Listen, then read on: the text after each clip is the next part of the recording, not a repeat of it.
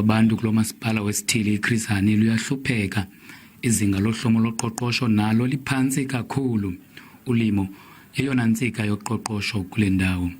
Ukanti kuvulwe indawo yokulungisa imveliso yamafama ukuba ziye kwimarket. Market iyona ngxaki yethu eye isivelele. Limo ungakwazi ukuthengisa. Oosomashishini kule ngingqi baxhalabile ngokuqhawulwa kombane kwakunye neendlela ezingekho mgangathweni.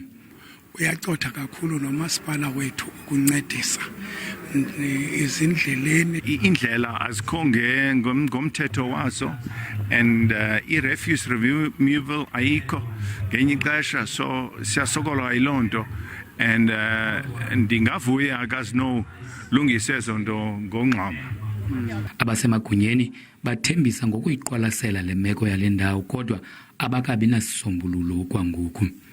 Investors mazize zizokufaka imali eChris Hani, singurhulumente siza kwenza konke esinako. Ukanti kuza kusekwa ikomiti eza kujongana namaphulo ophuhliso kule ngingqi. Ndingulubabalo Dada kwiindaba ze-SABC eKomani.